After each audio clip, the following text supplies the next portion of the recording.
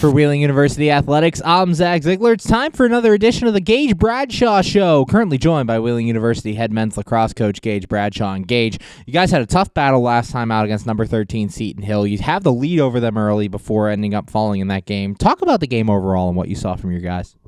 Yeah, I think we played really hard. I think we came out and played ourselves. I think we've been trying to, kind of get back into a groove again. I think we found it a little bit. So we're looking forward to the rest of the season and finishing out strong and doing what we can do. And your offense has really led the way as of late. They had 10 goals against Lake Erie, 6 against Walsh, and then 6 again against Seton Hill last time out. They've been playing really well. Talk about them and how they're able to stay in these games. Yeah, I think we just feed off each other really well. I think just kind of constantly adjusting throughout the season, not only X's and O's, but to each other. Who's playing the best in that game, letting that guy have the ball, and kind of having the role players do their job. I think everyone's really feeding off each other, pretty well. And in that first quarter, we really saw Ty Taylor come alive. He was part of all 3 of the first 3 goals. The second goal, he had the cause turnover, ground ball, and then the goal in front of the net. Talk about him and kind of his dynamic play for you guys. Yeah, I think Ty just always wants to do the right thing, whether it's shooting or passing. I think he's always asking, like, hey, how do we make this better? How do we get a team win? So I think that's why he's always involved, because he's just trying to find ways to get involved and help others. But also, if he has to step up and make things happen, that's what he needs to do. And then you guys had a cool moment at the end of the game. Owen Worley gets the ground ball, feeds it to Wilson Perez-Vasquez, who gets the goal. A rare defense-to-defense goal there. Talk about that and what that was like for those two to connect. Yeah, I think, when defensemen score, it just brings a lot of juice to the game. I think it's always fun, especially when it's a defensive assist to a defensive goal, and it was awesome to see it go in. So just a great moment, and honestly something our guys really went crazy for on the sideline.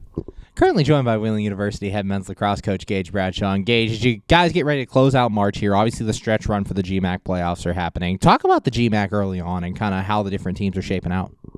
Yeah, I think, it's a competitive conference, right? I think from the top down, everyone's, very good and has all their different, role players and key guys. And so I think as we look forward to the GMAC conference, just making sure that we're doing our best and playing our best game to do what it takes to win, I think that's our ultimate goal. And looking at this matchup this week with Thomas More, a newer program from the Thomas More Saints coming to the GMAC for the first year. Talk about this first matchup and kind of how you guys approach it. I think it comes back to just playing us, right? Doing our game, first of all, stick skills, catching and throwing, doing the fundamentals right, but then, 2, making sure we know the game plan, having the IQ, and then giving them the respect, right? We've been there, as a first-year program, so, I think it's something that we give a lot of respect to and play the game that way. And you guys honoring World Down Syndrome Day, which was on Thursday here, March 21st, with your pregame warm-ups. You have special shirts being made. Talk a little bit about what that means to you to be able to honor that day and kind of show awareness for Down syndrome.